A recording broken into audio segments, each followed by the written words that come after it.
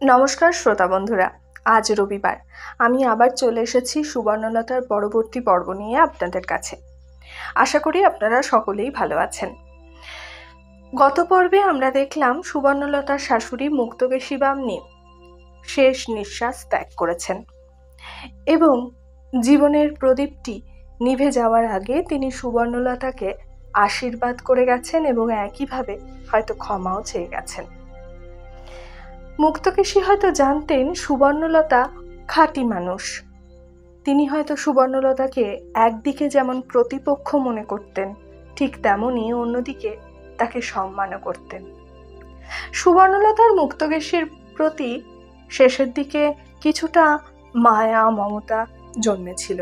হয়তো বললে ভুল হবে, শেষের দিকে না, সারা জীবনই ছিল, কিন্তু তাদের মধ্যে যে যুদ্ধ চলতো তার ফলে সেই স্নেহ মায়া প্রকাশ করার পথ পায়নি। জীবনের শেষ বেলা মুক্তকেশী যখন দুর্বল, শারীরিকভাবে এবং মানসিকভাবেও তিনি দুর্বল হয়ে পড়েছেন, তখন হয়তো সুবর্ণলতার সেই অনুভূতিগুলো বহিঃপ্রকাশ করার পথ পেয়েছে। আসলে প্রতিপক্ষ যখন দুর্বল হয়ে যায় তখন হয়তো এমনই স্নেহের মমতার জন্ম হয়। যখন সে প্রতিপক্ষ থাকে তখন হয়তো আমরা তাকে স্নেহ মায়া মমতা এই নরম নরম শব্দগুলোর মধ্যে, অনুভূতিগুলোর মধ্যে বাঁধতে পারি না। তাকে আমরা সমানে সমানে কল্পনা করি, তাই তাকে প্রতিপক্ষ ভাবতে পারি। যখনই সে দুর্বল হয় তখন তার সেই দুর্বল অবস্থাটা কোথাও হয়তো মেনে নেওয়া যায় না। এটাই হয়তো সুবর্ণলতার ক্ষেত্রেও হয়েছে। শুরু হচ্ছে সুবর্ণলতার পরবর্তী পর্ব। বৃষৎসর্গ। সুবোধচন্দ্র হাসলেন। অত বড় ফর্দ করে বসবেন না ভট্টাচ মশাই, তেমন রেস্তোওয়ালা যজমান যে আপনার আমি নই সে কথা আপনিও ভালোই জানেন। আমার ওই ষোড়শ পর্যন্তই ব্যাস। ভট্টাচ ক্ষুণ্ণভাবে বলেন, বহু প্রাচীন হয়েছিলেন তিনি, 4-20 কাছে বয়স হয়েছিল, তাই বলা। তাছাড়া তুমি তেমন উপায় না হলেও তার আরও 3 ছেলে রয়েছে রোজগারি, নাতিরাও সব কৃতি হয়ে উঠেছে। সুবোধচন্দ্র বাধা দিলেন, ওর সবই আমি জানি ভট্টাচ মশাই, তবু আমার যা ক্ষমতা আমি সেই মতোই চলব। তুমি জ্যেষ্ঠ, শ্রাদ্ধাধিকারী, সে নিয়মকানুন তো সবই পালন করছি, তা জানি। তোমার নিষ্ঠা কাষ্ঠা সবই শুনলাম তোমার কন্যার কাছে, এ যুগে এতটা আবার সবাই পারে না। ও থাক ভট্টাচ মশাই, আপনি ওই একটা ষোড়শের ফর্দ দিন। একটা?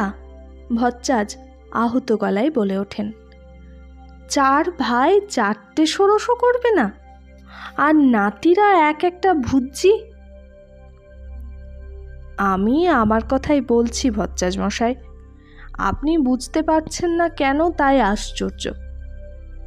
ভট্টাচ তবু নাছোড়বান্দা গলায় বলেন, জানি তোমাদের হাড়ি ভিন্ন, তৎসত্ত্বেও মাতৃশ্রাদ্ধের সময় একত্র হয়ে করাই শাস্ত্রীয় বিধি, যার যা সাধ্য তুমি বড় তোমার হাতে তুলে দেবে, তুমি সৌষ্ঠব করে। সুবোধচন্দ্র এবার হেসে ওঠেন, হেসেই বলেন, শাস্ত্রীয় বিধিটাই জানেন ভট্টাচ মশাই, আর একটা কথা জানেন না, ভাগের মা গঙ্গা পায় না। কেন আর বৃথা সময় নষ্ট করছেন? আমার ফর্দটা ঠিক করে দিন সময় থাকতে। ভট্টাচ বিদায় নিলে সুবল এসে দাঁড়ায়, বলে, জ্যাঠামশাই, মা একটা কথা বলছেন। মা? সুবোধচন্দ্র একটু নড়ে চড়ে বসলেন। সুবলের মার আবার বক্তব্য কি? ঘাট কামান না হওয়া পর্যন্ত প্রবোধকে আর সুবর্ণলতাকে এ বাড়িতেই থাকতে হয়েছে। পাড়া প্রতিবেশী জ্ঞাতি গোত্রের এই নির্দেশ। তাই বকুলকে নিয়ে এ বাড়িতেই রয়েছে সুবর্ণ। ছেলেরা যাওয়া আসা করছে।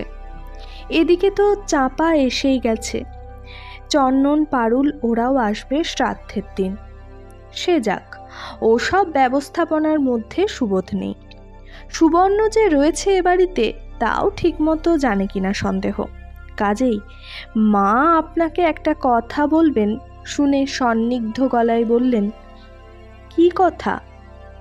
সুবল মাঝখানে শিখণ্ডী স্বরূপ থাকলেও সুবর্ণলতার কণ্ঠটায় স্পষ্ট শোনা গেল।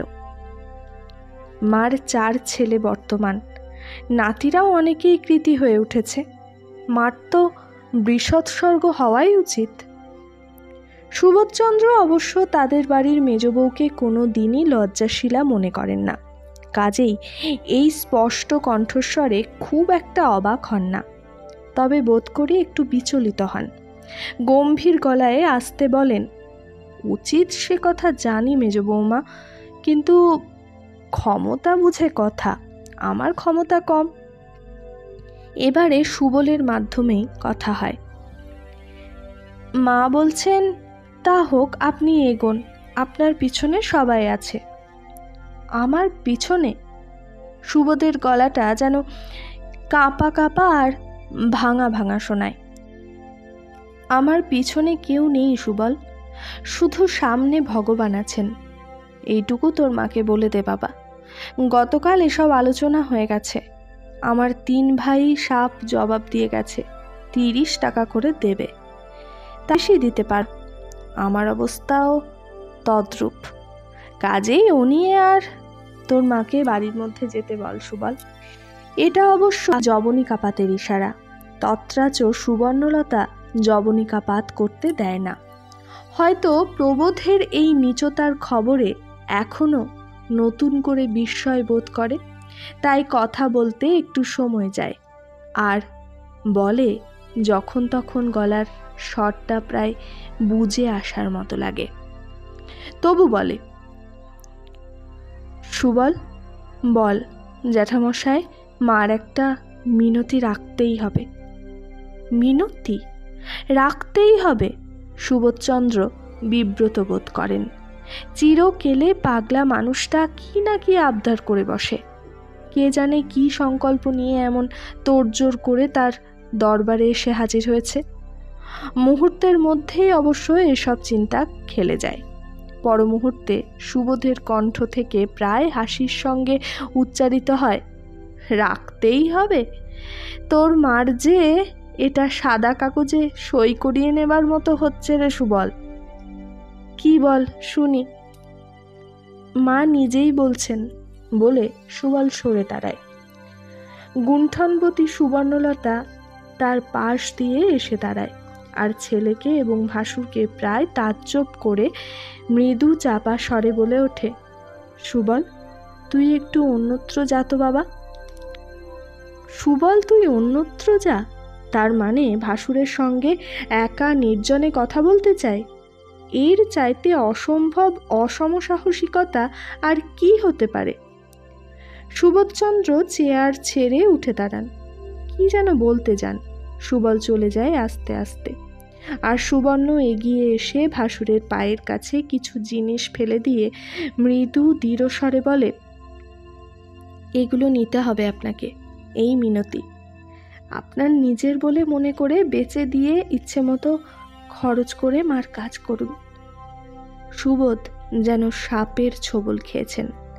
সুবোধ নির্নিমেষ দৃষ্টিতে সেই উজ্জ্বল স্বর্ণখণ্ডগুলির দিকে তাকিয়ে গম্ভীর হাস্যে বলেন, এ তো মিনতি নয় মেজ বৌমা, হুকুম। কিন্তু সে হুকুম পালন করবার ক্ষমতা আমার নেই মা, তুমি আমায় মাপ করো। গলার মোটা হেলেহার, হাতের চুড়ির গোছা। সুবর্ণ সেই বস্তুগুলোর দিকে চোখ ফিরিয়ে বলে, এ তো শুনেছি স্ত্রীধন, এতে নাকি স্বামী পুত্রের কোনো দাবি থাকে না, তবে আপত্তি কিসের? সুবোধ এবার আরও ভারী গলায় বলেন, এ তুমি কি বলছো মেজ বৌমা? তোমার গায়ের গয়না বেচে মাতৃশ্রাদ্ধ করব আমি? গরিব বলে কি? মেজ বৌমা মৃদু স্বরে বলে, মায়ের কাজে ত্রুটি থেকে যাবে আর মায়ের বউরা গায়ে সোনা দানা চড়িয়ে ঘুরে বেড়াবে? এটাও তো অনিয়ম। অনিয়ম। সুবোধচন্দ্র যেন একটু চমকান, তারপর একটু হেসে বলেন, অনিয়ম তো জগৎ জুড়ে মা। সূর্যচন্দ্রের নিয়মটা আছে বলেই আজও পৃথিবীটা টিকে আছে। কিন্তু সে কথা থাক, তুমি এগুলো উঠিয়ে নিয়ে যাও মা। তুমি যে দিতে এসেছিলে এতেই তার আত্মার তৃপ্তি হয়ে গেছে। তার হতে পারে, কিন্তু আমাদের তো তৃপ্তি শান্তি হওয়া চাই। আপনার পায়ে পড়ছি, এইটুকু আপনাকে করতেই হবে। মনে করুন এ টাকা আপনার, তাহলেই তো সব চিন্তা মুছে যাবে। মার কুপুত্র ছেলেরা টাকা হাতে থাকতেও নেই বলেছে, সে পাপের প্রায়শ্চিত্তিরও তো দরকার। আমি যাচ্ছি, এ আর আপনি অমত করবেন না। যদি অমত করেন, যদি না নেন, তাহলে বুঝবো আমি পতিত। তাই গলার স্বরটা হঠাৎ বন্ধ হয়ে যায় সুবর্ণর। আমি যাই বলে নিচু হয়ে গলায় আঁচল জড়িয়ে একটি প্রণাম রেখে তাড়াতাড়ি উঠে চলে সুবর্ণ, সুবোধকে আর কিছু বলবার সুযোগ না দিয়ে। সুবোধ হাঁ করে তাকিয়ে থাকেন। সুবোধ এখন এই সোনার তালগুলোকে নিয়ে কি করবেন? তার শেষ পর্যন্ত সেগুলো নিলেন সুবোধচন্দ্র। সুবর্ণলতার ওই রুদ্ধ কণ্ঠ হয়ে চলে যাওয়ার মধ্যে তিনি একটা পরম সত্য উপলব্ধি করলেন যেন। সেই সত্য সব দ্বিধা মুছে দিল বুঝি। সমারোহ করেই বৃষৎসর্গ শ্রাদ্ধ হলো মুক্তকেশীর। কে জানে তার আত্মা সত্যই পরিতৃপ্ত হলো কিনা। তবু সুবোধ মনে করলেন হলো। সুবোধের মুখে রইল সেই পরিতৃপ্তির ছাপ। যদিও আড়ালে আবডালে সবাই বলাবলি করতে লাগলো সুবোধ কিরকম ভেতর চাপা। এই যে খরচটা করলো টাকা তোলা ছিল বলেই তো, অথচ কেউ বুঝতে পেরেছে? সে কথা প্রবোধ এসেও মহোৎসাহে বলে, দেখলে তো, চিরকাল দেখিয়ে এসেছেন যেন হাতে কিছু নেই। সুবর্ণ একবার স্থির দৃষ্টিতে স্বামীর দিকে তাকিয়ে বলে, বেশ তো, হাতের টাকা তো মন্দ কাজে ব্যয় করেননি, সৎ ব্যয়ই করেছেন। তা তোমার তো হাতে টাকার অভাব নেই। তুমি একটা সৎ কাজ করো না, তোমার মায়ের একটা ইচ্ছে পালন করো না, অনেক কাঙালি খাওয়াও না, মার খুব ইচ্ছে ছিল। প্রবোধ সচকিত হয়ে বলে, এই ইচ্ছে আবার কখন তোমার কানে ধরে বলতে গেলেন মা? তুমি যখন গিয়ে পড়েছিলে তখন তো বাকরোধ হয়ে গিয়েছিল। ক্ষীণ একটু হাসল সুবর্ণ, বহুকাল পরে হাসল, বলল, না, এই ইচ্ছে প্রকাশ তখন করেননি, যখন পুরো দস্তুর বাক্যস্রোত ছিল, এ তখনকার কথা। তোমাদের ওখানের জগন্নাথ ঘোষের মা যখন মারা গেলেন তখন কাঙালি খাইয়েছিল মনে আছে? দেখে মা বলেছিলেন, আমি যখন মরবো আমার ছেলেরা কি এমন করে কাঙালি ভোজন করাবে? ও এই কথা। প্রবোধ ফুৎকারে উড়িয়ে দেয়, বলে, জ্যান্ত থাকতে জন্মভর অমন কত কথা বলে মানুষ, সেসব ইচ্ছে পালন করতে গেলেই হয়েছে আর কি। তা বেশ, ধরো যদি আমারই ইচ্ছে হয়ে থাকে। প্রবোধ বিশ্বাস করে সে কথা, এটাই ঠিক কথা, তাই বলে, তোমার তো চিরদিনই এরকম সব আজগুবি ইচ্ছে। শ্রাদ্ধ হয়ে গেল সেখানে, এখন কাঙালি ভোজন হবে ওখানে। এসব ফ্যাচাং তুলো না, অত বাড়াবাড়ি করার দরকার নেই। তবে থাক, সুবর্ণ বলে, দরকার যখন নেই ভালোই হলো, তোমার ছেলেদের সুবিধেই হলো, ভবিষ্যতে তাদেরও আর মেলায় বাজে খরচ করতে হবে না। মনে জানবে, মা বাপের শ্রাদ্ধই, বেশি বাড়াবাড়ির দরকার নেই। প্রবোধ এ ব্যঙ্গে জ্বলে উঠে বলে, ও ঠাট্টা ভারী একেবারে। আমার মার মরণকালের ইচ্ছে নিয়ে আমি কাতর হলাম না, উনি হচ্ছেন। বলি, শাশুড়ির ওপর ভক্তি উথলে উঠল যে, এ ভক্তি ছিল কোথায়? চিরটা কাল তো মানুষটাকে হাড়ে নাড়ে জ্বালিয়ে পুড়িয়ে খেয়েছ। সুবর্ণ এ অপমানে রেগে ওঠে না, বরং হঠাৎ হেসে উঠে বলে, সত্যি বটে, স্মরণ শক্তিটা আমার বড় কম, মনে করিয়ে দিয়ে ভালোই করলে। তারপর উঠে গেল। সেই ওর ছাতের ঘরের কোটরে গিয়ে বসলো খাতাখানা নিয়ে। কিন্তু খাতাখানা কি শুধু সুবর্ণর অপচয়ের হিসেবের খাতা, সুবর্ণলতার জীবনের খাতাখানার মতোই? নইলে সুবর্ণ সেই খাতাখানার পাতা উল্টোলেই এই সব কথা চোখে পড়ে কেন? মেয়ে মানুষ হয়েও এমন বায়না কেন তোমার সুবর্ণ? তুমি সৎ হবে, সুন্দর হবে, মহৎ হবে, ভুলে যাও কেন? মেয়ে মানুষ হচ্ছে একটা হাত পা বাঁধা প্রাণী, মানুষ নয়, প্রাণী। হাত পায়ের বাঁধনটা যদি ছিঁড়তে যায়, সে হাত পাগুলো কেটে বাদ দিয়ে দিয়ে ছিঁড়তে হবে সে বাঁধন। কেন লেখা থাকে, তবু বাঁধন ছেঁড়ার সাধনটা চালিয়ে যেতে হবে তাকে? কারণ তার বিধাতা ভারী কৌতুকপ্রিয়। তাই ওই হাত পা বাঁধা প্রাণীগুলোর মধ্যে হঠাৎ হঠাৎ ঢুকিয়ে দিয়ে বসে থাকেন বুদ্ধি, চেতনা, আত্মা।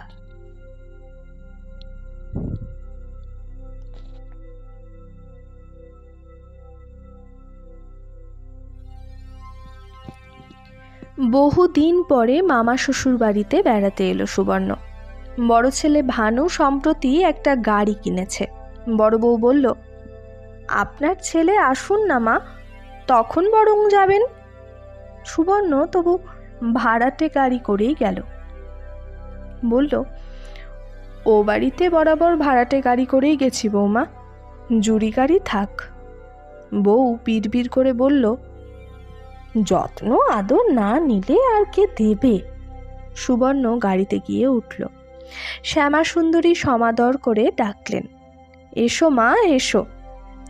বয়স কম হয়নি, মুক্তকেশীর থেকে কম হলেও তার দাদার স্ত্রী।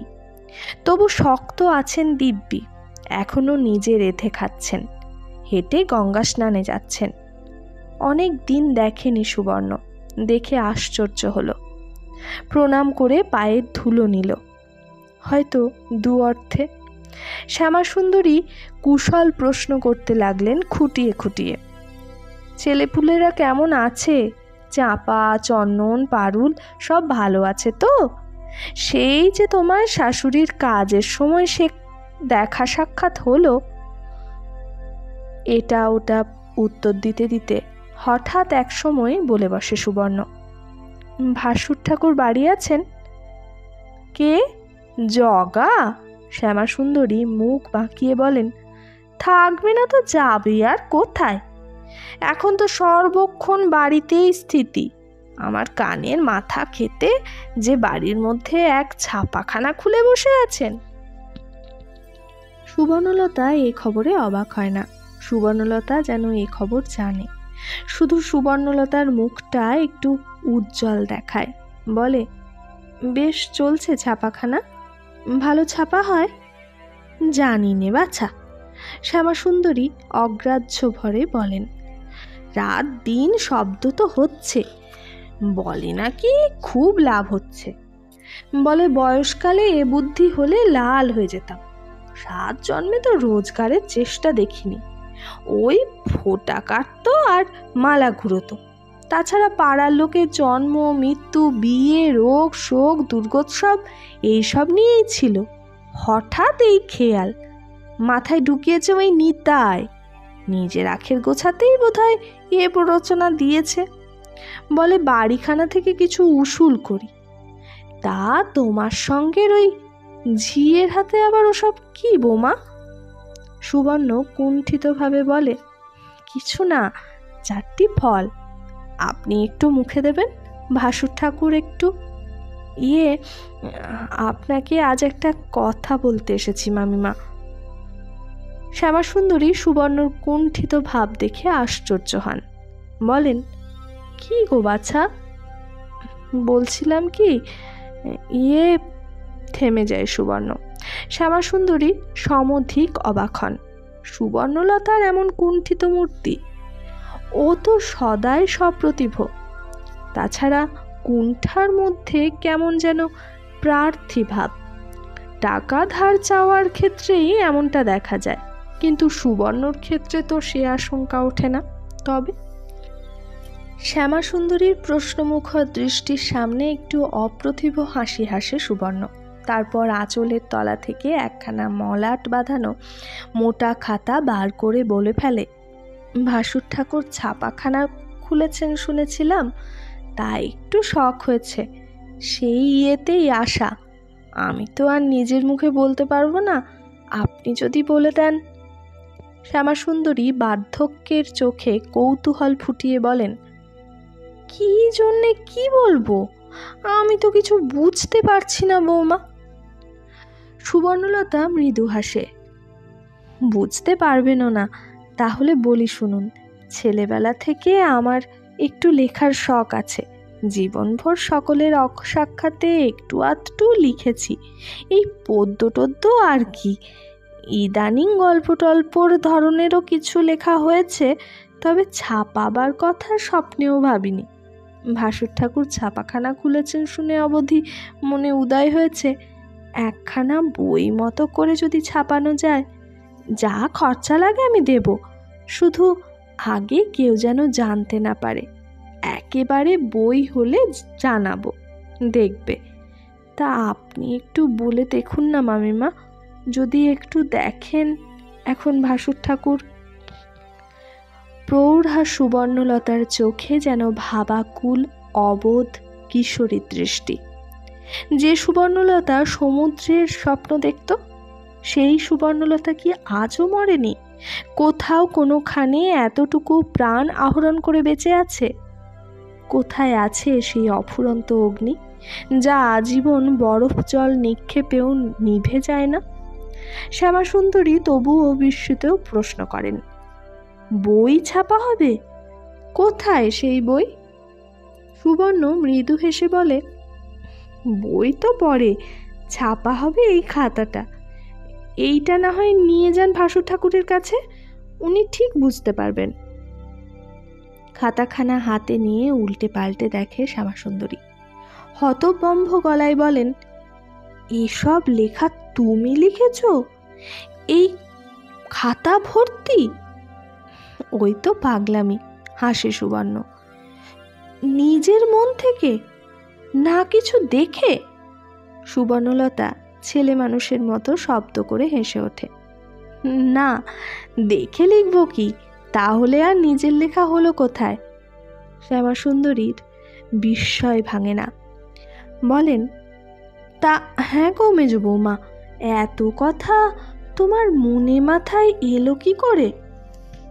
সুবর্ণলতার মুখে আসে, মনে মাথায় যত আসে তা লিখতে পারলে এরকম সহস্রখানা খাতাতেও কুলোতো না মামিমা। তবে বলে না সে কথা। শ্যামাসুন্দরী উঠে যান। কিছুক্ষণ পরে প্রেস মালিক জগন্নাথচন্দ্র এসে দাঁড়ান অদূরে। চেহারা প্রায় একই রকম আছে, তেমনি আঁটোসাঁটো খাটমুগুরে গড়ন, তেমনি হত্তেলের মতন রং, বদলের মধ্যে কিছু চুল পেকেছে। আগের মতোই পরনে একটা লাল ছালটি, গলায় রুদ্রাক্ষ, কপালে রক্তচন্দনের ফোঁটা। তার মানে এই বেশেই ছাপাখানায় বসেন তিনি। এসে দাঁড়িয়ে গলা খাকারি দিয়ে বলেন, মা, জিজ্ঞেস করো তো বৌমাকে এ হাতের লেখা কার? ইশারায় উত্তর পেয়ে শ্যামাসুন্দরী মহোৎসাহে বলেন, বললাম তো সবই বৌমার লেখা। চমৎকার হাতের লেখা তো। সপ্রশংস দৃষ্টিতে খাতার পৃষ্ঠাগুলো উল্টোতে উল্টোতে যোগু বলেন, মেয়ে ছেলেদের হাতের লেখা এমন পাকা সচরাচর দেখা যায় না। কিসে থেকে নকল করেছেন? শ্যামাসুন্দরী বলে ওঠেন, এই দেখো ভুতুরে কাণ্ড। বললাম যে সমস্ত বৌমা নিজের মন থেকে বানিয়ে বানিয়ে লিখেছে, বই লিখিয়েরা যেমন লেখে আর কি। বলো কি, এ সব গদ্য পদ্য? হ্যাঁ সব। এখন আবার শ্যামাসুন্দরী জ্ঞানদাত্রী। জগন্নাথ মহোৎসাহে বলেন, তুমি যে তাজ্জব করে দিলে মা, এতকাল দেখছি, কই এসব তো শুনিনি। শ্যামাসুন্দরী বলেন, শুনবি কোথা থেকে? মেজ বৌমা তো নিজের গুণ জাহির করে বেড়ানো মেয়ে নয়। তোর ছাপাখানার বার্তা শুনে স্বাদ হয়েছে, বলছে যা খরচা দেবে, তুই শুধু দেখে শুনে। খরচের কথা আসছে কোথা থেকে? খরচের কথা? যোগু হই হই করে ওঠেন, আমার প্রেসে আবার খরচ কি? রেখে দিয়ে যান বৌমা, কালই প্রেসে চড়িয়ে দেব। কিন্তু অবাক হয়ে যাচ্ছি বৌমার গুণ দেখে। না, পিসির সংসারে এই মেজ বৌমাটি এসেছিলেন সাক্ষাৎ লক্ষ্মী, ভগবান দিয়েছেনও তাই ঢেলে মেপে। মনের গুণেই ধন, বহু ভাগ্যে এমন লক্ষ্মী পেয়েছিল পেব। কানাই কানাই পূর্ণ মন নিয়ে বাড়ি ফিরল সুবর্ণলতা। ভাবতে লাগলো, ভগবানের ওপর অবিশ্বাস এসে গেলেই বুঝি তিনি এইভাবে আপন করুণা প্রকাশ করেন। মানুষের ওপর প্রত্যাশা হারালেই ভগবানের ওপর আসে অবিশ্বাস। তবু কোথাও বুঝি কিছু একটা আশা ছিল, তাই দ্বিধাগ্রস্ত চিত্ত নিয়ে সেই আশার দরজায় একটুকু করাঘাত করতে গিয়েছিল সুবর্ণলতা। রুদ্ধ কপাট খোলে কিনা দেখতে। দেখল 2 হাত হয়ে খুলে গেল। ভিতরের মালিক সহাস্য অভ্যর্থনায় বলল, এসো এসো, বসো, জল খাও। হ্যাঁ, সেই কথাই মনে হয়েছিল সুবর্ণলতার। এ কথা সে কথার পর আবার মামিমার মাধ্যমে ছাপার খরচটার কথাটা তুলেছিল সুবর্ণ। সুবর্ণলতার যোগু বড়ঠাকুর সে প্রস্তাব তুড়ি দিয়ে ওড়ালেন। বললেন, ধুর, কাগজের আবার দাম, বস্তা বস্তা কাগজ কেনা আছে আমার। এই তো এখনই তো 2000 বর্ণ পরিচয় ছাপা হচ্ছে। বৌমা বই লিখেছেন, এটা কি কম আহ্লাদের কথা? ছেপে বার করে বুক ফুলিয়ে বলে বেড়াবো লোককে, কি গুণবতী বউ আমাদের, বুকটা 10 হাত হয়ে উঠবে। শুনে তখন সহসা ভূমিকম্পের মতো প্রবল একটা বাষ্পোচ্ছ্বাসে সুবর্ণলতার সমস্ত শরীর দুলে উঠেছিল। জীবনের 3 ভাগ কাটিয়ে এসে সুবর্ণলতা এই প্রথম শুনল সে গুণবতী, শুনল তার কোনো গুণ নিয়ে কেউ গৌরব করতে পারে। অথচ এই গুণই, হ্যাঁ, এই গুণই দোষ হয়েছে চিরকাল। আজীবনই তো একটু আধটু লেখার স্বাদ ছিল, কিন্তু সে স্বাদ মেটাতে অনেক দাম দিতে হয়েছে। কত সঙ্গোপনে, কত সাবধানে। হয়তো রাত্রে যখন ওদিকে তাসের আড্ডা জমজমাট, অথচ এদিকে ছেলেরা ঘুমিয়েছে, তখন বসেছে একটু খাতা কলম নিয়ে। প্রবোধ কোনো কারণে ঘরে এসে পড়ে দেখে ফেললে ব্যাস, শুরু হলো ব্যঙ্গ, তিরস্কার। আর তার জের চলতে লাগলো বেশ কিছুকাল। যে সংসারে মেয়ে মানুষ বিদ্যেবতী হয়ে ওঠে, কলম নাড়ে, তাদের যে লক্ষ্মী ছেড়ে যাওয়া অনিবার্য, এ কথাও ওঠে। তাছাড়া কলম ধরা হাত যে আর হাতাবেরি ধরতে চাইবে না, তাতে আর সন্দেহ কি। অনেক সময় অনেক কটূক্তি হজম করেছে সুবর্ণলতা তার খাতা নিয়ে। আর এখনই কি হয় না, কটূক্তি না হোক, বক্রোক্তি কানে আসে বই কি। আর সে উক্তি আজকাল অনেক সময়ই আসে ছেলেদের ঘর থেকে, সুবর্ণলতার রক্তে মাংসে গঠিত ছেলেদের। ব্যাপারটা কি, কোনো থিসিস লেখা হচ্ছে নাকি? মা কি রান্নাঘরটা একদম ছেড়ে দিলেন নাকি রে বকুল? দেখতেই তো পাওয়া যায় না। সুবল, তুই তো অনেক জানিস। মহাভারত লিখতে ব্যাসদেব কতদিন নিয়েছিলেন জানিস সে খবর? অথবা প্রবোধের আক্ষেপোক্তি শোনা যায়, কি রান্নাবান্না হচ্ছে আজকাল? বকুল, এ মাছের তরকারি রেঁধেছে কে? তুই বুঝি? মুখে করা যাচ্ছে না যে। জানে বকুল নয়, ছেলের বউরা রেঁধেছে, তত্রাচ ওইভাবেই বলে। বোধ করি সেই চিরাচরিত মেয়েলি প্রথাটাই বজায় রাখে, ঝিকে মেরে বউকে শেখায়। আবার এ আক্ষেপও করে ওঠে, হবেই তো, বাড়ির গিন্নি যদি সংসার ভাসিয়ে দিয়ে খাতা কলম নিয়ে পড়ে থাকে, হবেই তো নষ্ট, অপচয়, অবিলি, বেবন্দোবস্ত। সুবর্ণর কানে আসে, কিন্তু সুবর্ণ কানে নেয় না। সব কিছু কানে নেওয়া থেকে বিরত হয়েছে সুবর্ণ, অভিমান শূন্য হবার সাধনা করছে, অতএব জবাব দেয় না। সুবর্ণলতা তার সংসারের সব প্রশ্নের জবাব তৈরি করছে বসে, শেষ আদালতে পেশ করার জন্যে। হয়তো সেই জবানি বিবৃতির মধ্য থেকে সেই সংসার সুবর্ণলতাকে বুঝতে পারবে, আর সেই বোঝা বুঝতে পারলেই বুঝতে পারবে নিজের ভুল, নিজের বোকামি, নিজের নির্লজ্জতা। সুবর্ণলতার স্মৃতিকথা, সুবর্ণলতার জবানবন্দি, সেই জবানবন্দিকে মুক্তি দিতে পারছে সুবর্ণলতা, মুক্তি দিতে পারছে খাতার কারাগার থেকে আলো ভরা রাজ রাস্তায়। ঈশ্বরের করুণা নেমে এসেছে মানুষের মধ্য দিয়ে। আজীবনের কল্পনা সফল হতে চলল এবার, আজীবনের স্বপ্ন সফল। এ যেন একটা অলৌকিক কাহিনী, যে কাহিনীতে মন্ত্রবলের মহিমা কীর্তিত হয়। নইলে চিরকালের বাউন্ডুলে যোগু বটঠাকুরের হঠাৎ ছাপাখানা খোলার শখ হবে কেন? ভগবানই সুবর্ণলতার জন্যে পৃথিবীটাকে হঠাৎ ভারী সুন্দর লাগে সুবর্ণর, ভারী উজ্জ্বল, খুশি ঝলমলে সকালের আলোয় এই বিবর্ণ হয়ে আসা গোলাপি রঙা বাড়িটা যেন সোনালি হয়ে ওঠে। নিজের সংসারটাকেও যেন হঠাৎ ভালো লেগে যায়। এই সমস্তই তো সুবর্ণলতার নিজের সৃষ্টি। এদের ওপর কি বীতশ্রদ্ধ হওয়া যায়? এদের ওপর বিরূপ হওয়া সাজে? এরা যেন সুবর্ণলতাকে ভালোবাসে না, সে ধারণাটা ভুল ধারণা সুবর্ণলতার। বাসে বই কি, শুধু ওদের নিজেদের ধরনে বাসে।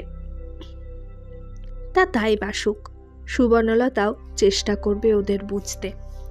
হয়তো জীবনের এই শেষ প্রান্তে এসে জীবনের মানে খুঁজে পাবে সুবর্ণ, আর তার মধ্যেই খুঁজে পাবে জীবনের পূর্ণতা।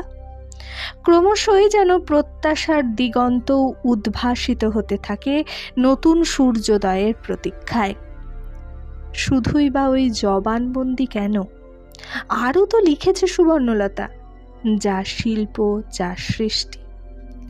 যেখানে সুবর্ণলতা একক, যেখানে তার ওপর কোনো ওপরওয়ালা নেই, যেখানে থাকবে সুবর্ণলতার অস্তিত্বের সম্মান, যেখানে সে বিধাতা। এ কল্পনায় কি অপূর্ব মাদকতা! এ যেন কিশোরী মেয়ের প্রথম প্রেমে পড়ার অনুভূতি। অনুক্ষণ মনের মধ্যে মোহময় এক সুর গুঞ্জরণ করে। সে সুর রাত্রির তন্দ্রার মধ্যেও আনাগোনা করে। নিত্য নূতন বই লেখা হচ্ছে, নিত্য নিত্য বই ছাপা হয়ে বেরোচ্ছে, সেসব অবাক হয়ে যাচ্ছে সবাই সুবর্ণলতার মহিমা দেখে, আর ভাবছে, তাই তো, আশ্চর্য, আশ্চর্য, কি হাস্যকর ছেলে মানুষই করে এসেছে এতদিন সুবর্ণ। এই তুচ্ছ সংসারের বিরূপতা আর প্রসন্নতার মধ্যে নিজের মূল্য খুঁজে এসেছে, হিসেব কষেছে লাভ আর ক্ষতির। অথচ সুবর্ণলতার নিজের মুঠোর মধ্যে রয়েছে রাজার ঐশ্বর্য। সুবর্ণলতার ওই হলুদ পাঁচফোড়নের সংসারখানা নিক না যার খুশি, নিয়ে বরং রেহাই দিক সুবর্ণলতাকে। সুবর্ণলতার জন্যে থাক এক অনির্বচনীয় মাধুর্য লোক। কি আনন্দ, কি অনাস্বাদিত সুখ স্বাদ! সুবর্ণলতার জীবন খাতার এই অধ্যায়খানি যেন জ্যোতির কণা দিয়ে লেখা। সুবর্ণলতা রান্নাঘরে এসে বলে, ও বড় বৌমা, বলো বাছা, কি কুটনো হবে? কুটি বসে। বড় বৌমা শাশুড়ির এই আলো ঝলসানো মুখের দিকে তাকিয়ে দেখে অবাক হয়, তবে প্রকাশ করে না সে বিস্ময়। নরম গলায় বলে, আমি আবার কি বলবো, আপনার যা ইচ্ছে। বাহ, তা কেন? তুমি রাঁধবে, তোমার মনের মতো রান্নাটি হওয়াই তো ভালো, বলে বটিটি টেনে নেয় সুবর্ণ। আবার হয়তো বা এ কথাও বলে, তোমরা তো রোজই খেটে সারা হচ্ছ বৌমা, আমার অভ্যেস খারাপ হয়ে যাচ্ছে। কি রান্না হবে বলো, আমি রাঁধি। বউরা বলে, আপনার শরীর খারাপ? সুবর্ণ মিষ্টি হাসি হাসে। খারাপ আবার কি বাপু, খাচ্ছি দাচ্ছি ঘুরছি ফিরছি। তোমাদের শাশুড়ি চালাক মেয়ে, বুঝলে, কাজের বেলাতেই তার শরীর খারাপ। ওরা অবাক হয়, ওরা শাশুড়ির এমন মধুর মূর্তি দেখেনি এসে পর্যন্ত। ওরা ভাবে ব্যাপারটা কি। সুবর্ণ ওদের বিস্ময়টা ধরতে পারে না। সুবর্ণ আর এক জগৎ থেকে আহরণ করা আলোর কণিকা মুঠো মুঠো ছড়ায়। ভানু মাছের মুড়ো দিয়ে ছোলার ডাল ভালোবাসে, তাই বরং হোক আজ। কানুটা বড়া দিয়ে মোচার ঘন্টর ভক্ত, হয়নি অনেক দিন। দুটো ডাল ভিজিও তো মেজ বৌমা। ওগো, আজ মোচা এনো তো। বাজার করার ভার প্রবোধের। এই মহান কর্মভার অবশ্য সে স্বেচ্ছায় বরণ করে নিয়েছে। ছেলেরা চক্ষু লজ্জার দায়ে কখনো কখনো বলে বটে, আমাদের বললেই পারেন, নিজে এত কষ্ট করার কি দরকার। তবে সে কথা গায়ে মাখে না প্রবোধ। কিন্তু সেই বাজার বেলায় সুবর্ণলতা তাকে ডেকে হেঁকে বিশেষ কোনো জিনিস আনতে হুকুম দিয়েছে, এই ঘটনা প্রায় অভূতপূর্ব। অন্তত বহু কালের মধ্যে মনে পড়ে না। বোধ করি ছেলেমেয়েরা যখন ছোট ছোট, তখন তাদের প্রয়োজনে বিস্কুট কি লজেন্স, বার্লি কি মেলিন্স ফুড ইত্যাদির অর্ডার দিতে এসেছে বেরোবার মুখে। কিন্তু মুখের রেখায় ওই যে আহ্লাদের জ্যোতি, এ বস্তু কি দেখা গিয়েছে কোনো দিন? দেখা যেত, ওই আলোর আভা দেখা যেত কখনো কখনো সুবর্ণর মুখে। কিন্তু সে আভা আগুন হয়ে প্রবোধের গাত্রদাহ ঘটাতো। স্বদেশী হুজুগের সময় যখনই কোনো বিদঘুটে খবর বেরোতো, তখনই সুবর্ণর মুখে আলো জ্বলতো। আলো জ্বলতো যখন নতুন কোনো বই হাতে পেত। আলো জ্বলতো যখন বাড়ির ছোট ছোট ছেলে মেয়েগুলোকে একত্রে বসিয়ে পাঠশালা খেলা ফেদে তারস্বরে তাদের দিয়ে পদ্য মুখস্থ করাতো।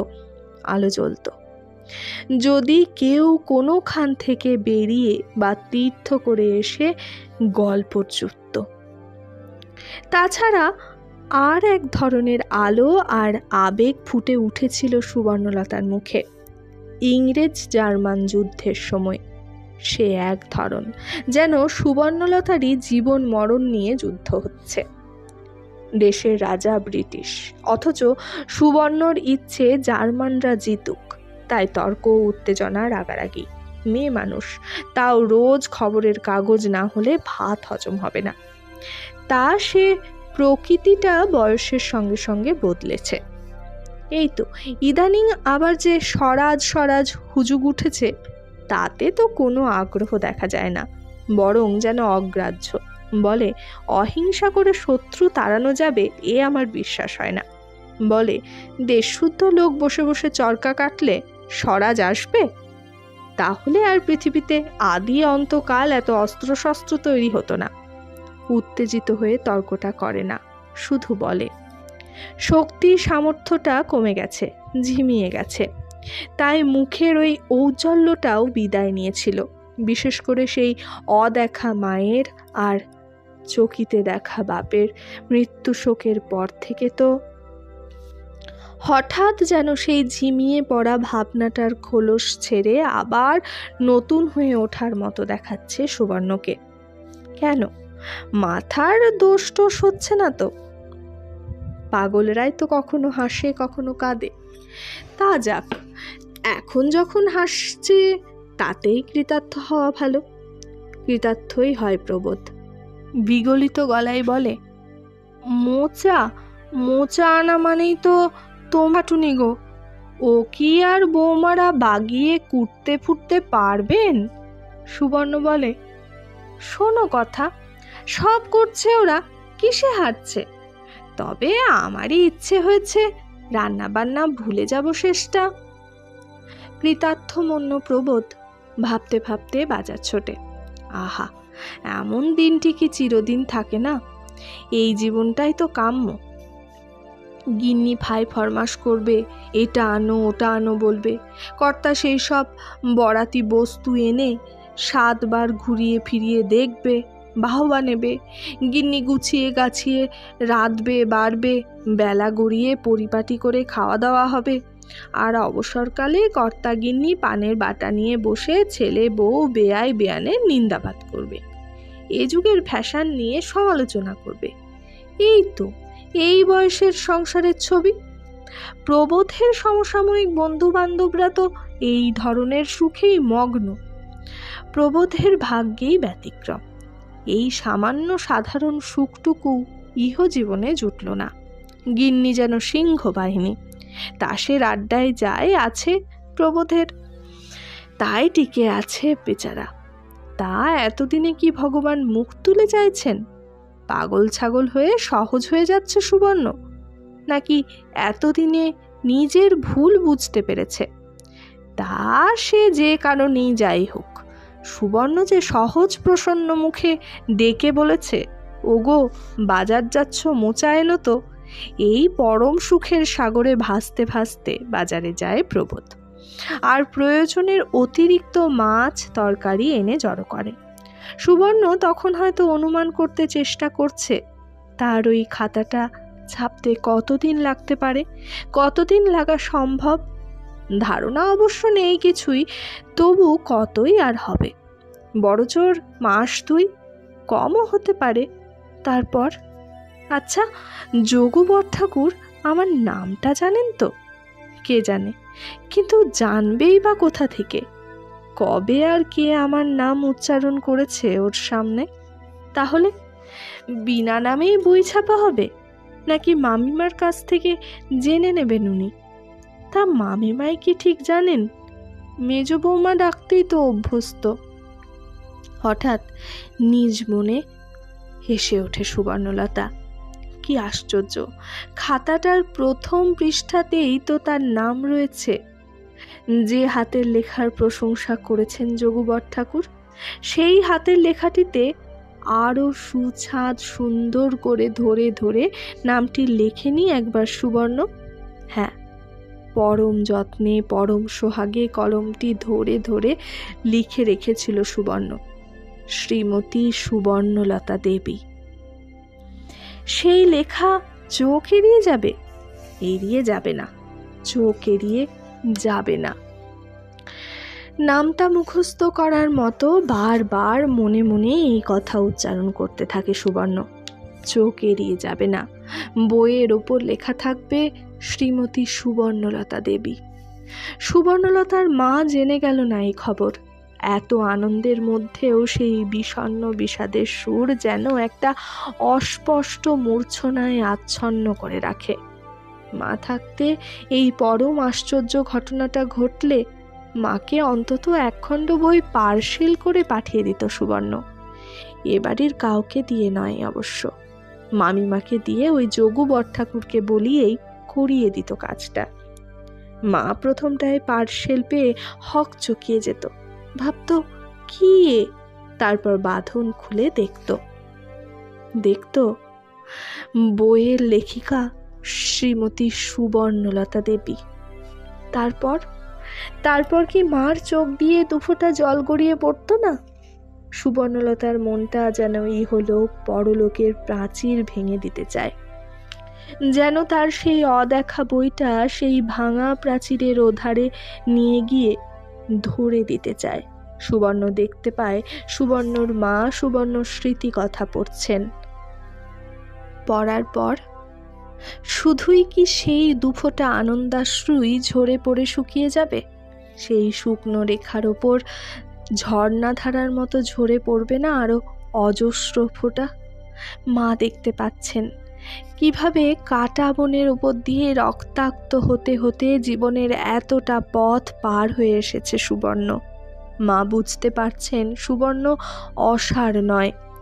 কোন কোন অংশটা পড়তে পড়তে মা বিচলিত হতেন আর কোন কোন অংশটা পড়ে বিগলিত ভাবতে চেষ্টা করে সুবর্ণ। নিজের হাতের সেই লেখাগুলো যেন দৃশ্য হয়ে ভেসে ওঠে, পরপর নয়, এলোমেলো। যেন দৃশ্যগুলো হুড়োহুড়ি করে সামনে আসতে চায়, যেন এক পকেট তাসকে কে ছড়িয়ে দিয়েছে। অনেক বয়সের অনেকগুলো সুবর্ণ ছড়িয়ে পড়ে সেই অসংখ্য দৃশ্যের মধ্যে। মাথায় খাটো, পায়ে মল, এক গলা ঘোমটা বালিকা সুবর্ণ, হঠাৎ লম্বা হয়ে যাওয়া সদ্য কিশোরী সুবর্ণ, নতুন মা হয়ে ওঠা আবেশ বিহ্বল সুবর্ণ। তারপর আচ্ছা, ওই ঘোমটা দেওয়া ছোট মাপের সুবর্ণর ঘোমটাটা হঠাৎ খুলে গেল যে? কি বলছে ও, কি বলছে সে কথা শুনতে পাচ্ছে সুবর্ণলতা। তাড়িয়ে দিলে?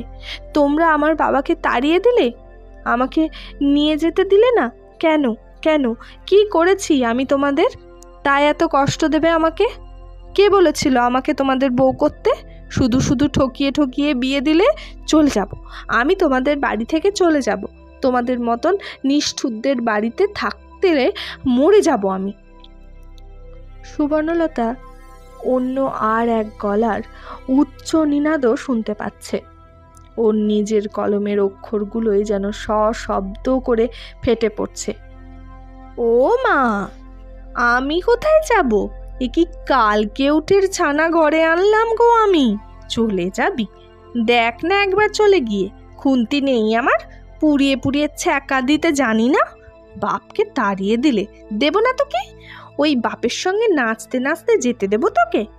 সইমা আমার পূর্বজন্মের শত্রু ছিল, তাই তোকে আমার গলায় গচিয়ে পরকাল খেয়েছে আমার। আর ওমুখ হতে দিচ্ছি তো না তোকে। ইহজীবনে কেমন করে বাপের বাড়ির নাম মুখে আনিস দেখ। বাপের বাড়ির সঙ্গে সম্পর্ক তোর যদি না ঘোচায় তো আমি মুক্ত বামনি নই। বাপ চলে যাচ্ছে বলে ঘুমটা খুলে রাস্তায় ছুটে আসা বার করছি। সেই খোলা ঘুমটা বালিকা সুবর্ণলতাকে টেনে হিঁচড়ে ঘরে এনে পুরে শেকল তুলে দিয়ে গেল ওরা। বলে গেল, মুখ থেকে আর টু শব্দ বার করবি না। সুবর্ণ স্তব্ধ হয়ে গেল। এই অবিশ্বাস্য নিষ্ঠুরতায় যেন নিথর হয়ে গেল। তবু তখনও সত্যি বিশ্বাস হয়নি তার। সেই নিষ্ঠুরতার কারাগারেই চিরদিনের মতো থাকতে হবে তাকে। মনে করেছিল কোনো মতে একবার এদের কবল থেকে পালিয়ে যেতে পারলেই সব সোজা হয়ে যাবে। তাই পালাবার মতলবই ভেজেছিল বসে বসে। রাস্তা চেনে না, তাতে কি? রাস্তায় বেরোলেই রাস্তা চেনা যায়। রাস্তায় লোককে জিজ্ঞেস করলেই হবে। সুবর্ণদের বাড়িটা রাস্তার লোক যদি না চেনে তো সুবর্ণ তার স্কুলটার নাম করবে। স্কুলটাকে নিশ্চয়ই সবাই চেনে। বেথুন স্কুল তো নাম করা জায়গা। হে ঠাকুর, একবার সুবর্ণকে সুযোগ দাও পালিয়ে যাবার। সুবর্ণ রাস্তার লোককে জিজ্ঞেস করে করে একবার স্কুলে গিয়ে পৌঁছে যাক, তারপর আর বাড়ি চেনা আটকায় কে? রোজ যেমন করে চলে যেত তেমন করেই চলে যাবে। চলে গিয়ে বাবাকে বলবে, দেখলে তো বাবা, তুমি আমাকে আনতে পারলে না, আমি নিজে নিজেই চলে এলাম। আর মাকে বলবে, মা কোথায়? এরা তো কেবলই বলে তার মা চলে গেছে। কোথায় গেছে মা? এতদিনেও আসেনি? ঠিক আছে, সুবর্ণ গিয়ে পড়ে দেখবে কেমন না আসে মা। দাদার বিয়ে হবে, কত মজা আর কত কাজ মার। কোথায় গিয়ে বসে থাকবে শুনি? ইস ভগবান, একবার এদের বাড়ির লোকগুলো দৃষ্টি হরে নাও, সুবর্ণকে পালাতে দাও। কে জানে সুবর্ণ দাদার বিয়ের সময়েও হয়তো যেতে দেবে না এরা সুবর্ণকে। অথচ স্কুলের মেয়েরা যদি জিজ্ঞেস করে, এতদিন আসিসনি কেন, যদি সুবর্ণর মাথায় সিঁদুর দেখে হেসে উঠে বলে, হে মা, তোর বিয়ে হয়ে গেছে, কি উত্তর দেবে? বলবো কি, আমার ঠাকুমা আমাকে জোর করে বিয়ে দিয়ে দিয়েছে?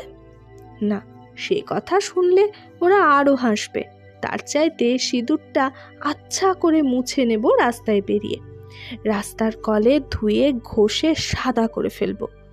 ও বাড়ির দিদি, জয়াবতী দিদি, ওকেই শুধু বলে যাব আমি চলে যাচ্ছি। ও আমায় যা ভালোবাসে ঠিক মুক্তরাম বাবু স্ট্রিটে গিয়ে আমার সঙ্গে দেখা করবে। ওর শ্বশুরবাড়ি এমন বিচ্ছিরি নয়, ও কত বাপের বাড়ি যায়। পালাবো পালাবো এই ছিল ধ্যান জ্ঞান, কিন্তু পালাতে পারল না সুবর্ণ, জীবন ভোর পারল না। দেখেছে পালানোটাকে যত সহজ ভেবেছিল তত কঠিন। এক দণ্ডের জন্যে পাহারা সরায় না এরা। ক্রমশই তাই বেথুনি স্কুল, ঠনঠনে কালীতলা, মুক্তরামবাবু স্ট্রিট, 18 হাত কালীর মন্দির সব কিছুই ঝাপসা হয়ে যাচ্ছে। স্পষ্ট আর প্রখর হয়ে উঠছে সিথির ওই সিঁদুরটা। ওটাকে ঘষে ঘষে মুছে ফেলার কথা যেন অবাস্তব মনে হচ্ছে। সেই তার নিজের জীবন, সত্যিকার জীবনে সে আর ফিরে যাবে না, যাওয়া যাবে না, সেটা যেন স্থিতিকৃত হয়ে যাচ্ছে। সুবর্ণর বই, খাতা, স্লেট, পেন্সিল সব যে তাদের কুলুঙ্গিটার মধ্যে পড়ে রইল, সে কথা তো কেউ ভাবল না। সামনেই যে সুবর্ণর হাফ ইয়ারলির এক্সামিন, সে কথা মারও তো কই মনে পড়ল না। সুবর্ণর সমস্ত প্রাণটা যেন এই কুলুঙ্গিটার ওপর আছড়ে পড়তে যায়। এতদিন না পড়ে পড়ে সুবর্ণ যে সব ভুলে যাচ্ছে।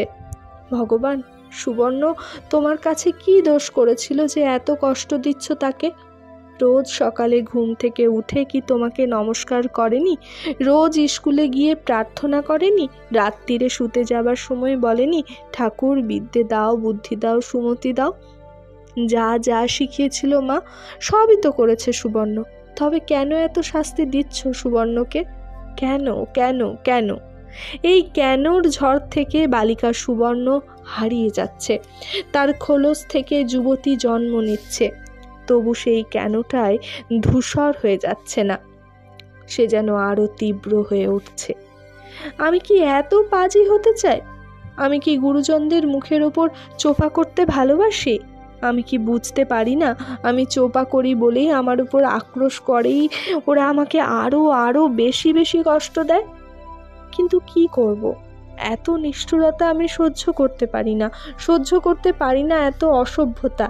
আমার ওই বর, ও কেমন এত বিচ্ছিরি! এর থেকে ও যদি খুব কালো আর কুৎসিত দেখতে হতো তাও আমার ছিল ভালো, কিন্তু তা হয়নি। ওর বাইরের চেহারাটা দিব্যি সুন্দর, অথচ মনের ভেতরটা কালো, কুৎসিত, বিচ্ছিরি। ও মিছিমিছি করে আমাকে বলেছিল লুকিয়ে আমাকে আমার বাপের বাড়ি নিয়ে যাবে। সেই কথা বিশ্বাস করে ওকে ভালোবেসেছিলাম, আমি ভক্তি করেছিলাম, ওর সব কথা রেখেছিলাম। খুব খারাপ, বিচ্ছিরি সব কথা, কিন্তু ওর কথা ও রাখেনি। রোজ ভুলিয়ে ভুলিয়ে শেষ অবধি একদিন হ্যাঁ হ্যাঁ করে হেসে বলেছিল, ও বাবা, একবার গিয়ে পড়লে কি আর তুমি আসতে চাইবে? নির্ঘাত সেখানে থেকে যাবে। এমন পরীর মতন বউটি আমি হারাতে চাই না বাবা। কত দিব্যি গাইলাম যে আবার ফিরে আসবো, তবু বিশ্বাস করলো না। ও আমায় বিশ্বাস করে না, আমিও ওকে বিশ্বাস করি না। ও নাকি আমায় ভালোবাসে বলে তো, তাই সব সময়। কিন্তু ভগবান, আমার অপরাধ নিও না, আমি ওকে ভালোবাসি না। ওকে ভালোবাসা আমার পক্ষে অসম্ভব। ওর সঙ্গে এক বিন্দু মিল নেই আমার, তবু চিরদিন ওর সঙ্গে ঘর করতে হবে আমায়। আজ আবার সেই হলো। আজ আবার ওরা ছোটদাকে তাড়িয়ে দিল, আমার সঙ্গে দেখা করতে দিল না।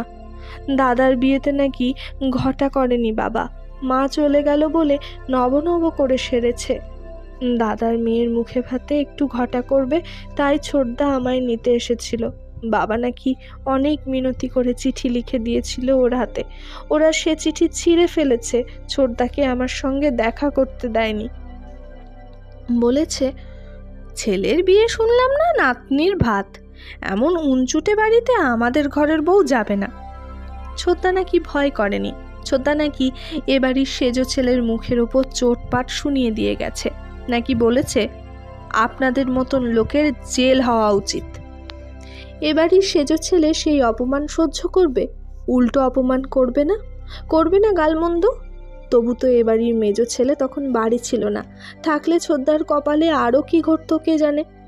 বাড়ি ফিরে শুনে তো অদৃশ্য লোকটাকেই এই মারে তো সেই মারে, বলে কি শুধু চলে যেতে বললি, ঘাড় ধাক্কা দিয়ে বার করে দিতে পারলি না শালাকে। আমি যখন রাগে ঘেন্নায় কথা বলিনি ওর সঙ্গে, তখন হ্যাঁ হ্যাঁ করে হেসে বলল, শালাকে শালা বলবো না তো বেয়াই বলবো? হ্যাঁ, আমি প্রশ্ন করেছিলাম, তোমার ভাইদের মান আছে, আমার ভাইদের মান নেই? সেই শুনে এমনই হাসি হেসেছিল, আমি কাঠ হয়ে গিয়েছিলাম। তারপর সবাইকে ডেকে বলেছিল, আরে শুনেছ, শালাকে নাকি সম্মান করা উচিত ছিল, আমার পাদ্য অর্ঘ্য দেওয়া উচিত ছিল। ঠিক আছে, ভগবান যখন আমাকে এই নিষ্ঠুর আর অসভ্যদের কাছেই রেখে দিয়েছে, তখন তাই থাকবো। আর যেতে চাইবো না এ বাড়ির বাইরে। ভুলে যাব আমারও মা ছিল, বাপ ছিল, ভাই ছিল, বাড়ি ছিল। ওদের বাড়ি থেকে বেরোবো একেবারে নিমতলা ঘাটের উদ্দেশ্যে। তাই হোক, মরেই দেখিয়ে দেব আটকে রাখবে বললেই আটকে রাখা যায় না। কিন্তু শুধু কি এই সব কথায় লিখেছে সুবর্ণ তার স্মৃতিকথায়? সুবর্ণ যেন ছাপাখানায় পাঠিয়ে দেওয়া খাতাখানার পাতাগুলোর মধ্যে ডুবে যাচ্ছে, হারিয়ে যাচ্ছে। সুবর্ণ দেখতে পাচ্ছে সিঁড়ির ঘুলঘুলি থেকে বেরিয়ে আসছে একটা বই, তার সঙ্গে মিষ্টি একটু কথা। মানুষটাকে দেখা যায় না, শোনা যায় শুধু কথা, হাসি হাসি গলার ঝংকার। এই নে বইটা, আর তোকে ফেরত দিতে হবে না। তুই পদ্য পড়তে ভালোবাসিস শুনে তোর ভাসুর তো মোহিত, বলেছে এটা তুমি উপহার দিও বন্ধুকে। পৃথিবীতে এই মানুষও আছে ভগবান। তবে তোমার উপর রাগ করে কি করব? আমার ভাগ্য ছাড়া বলার কিছু নেই। কিন্তু কি বই দিল জয়াদি? এ কি জিনিস? মানুষ এমন লিখতে পারে? এ যে চেঁচিয়ে চেঁচিয়ে পড়বার, লোককে ডেকে শোনাবার, এ কি সেই কবির কথা না আমার কথা? এ যে আমি মনে মনে পড়ে মনের মধ্যে ধরে রাখতে পারছি না গো।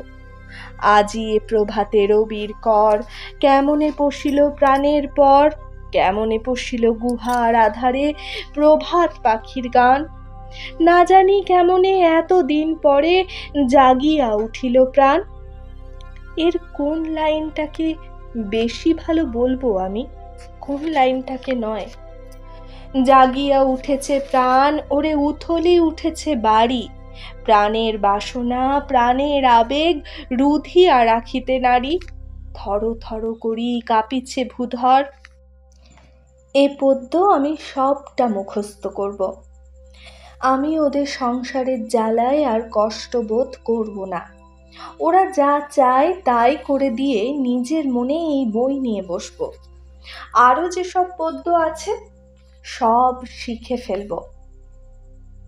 জয়াতি দেবী তাই এই স্বর্গের স্বাদ এনে দিল আমায়। জয়াতির স্বামী দেবতা, তাই তার মনে পড়েছে আমি পদ্য ভালোবাসি। ভগবান ওদের বাঁচিয়ে রেখো, সুখে রেখো।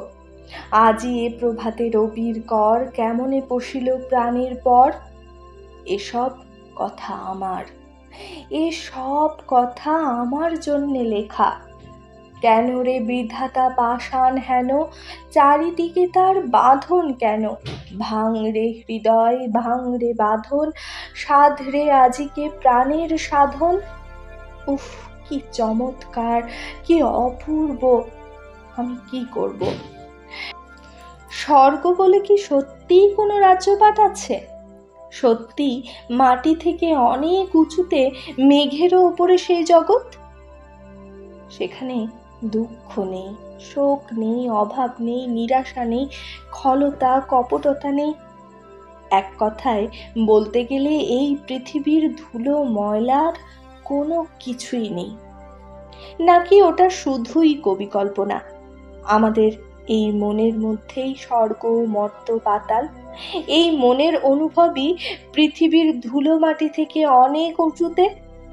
মনের যত মেঘ তারও ওপরে উঠে গিয়ে স্বর্গরাজ্যে পৌঁছয়। কে জানে কি?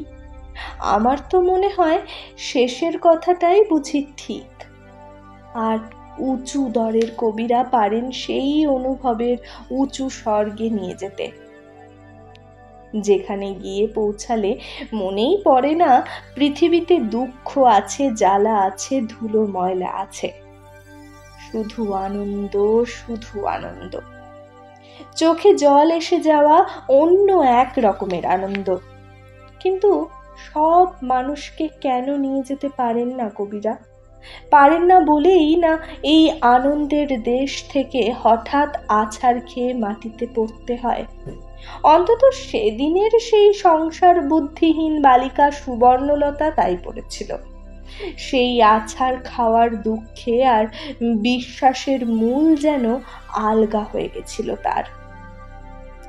মানুষের ওপর বিশ্বাস, ভাগ্যের ওপর বিশ্বাস, ভগবানের ওপর বিশ্বাস, সব বিশ্বাস বুঝি শিথিল হয়ে গেল।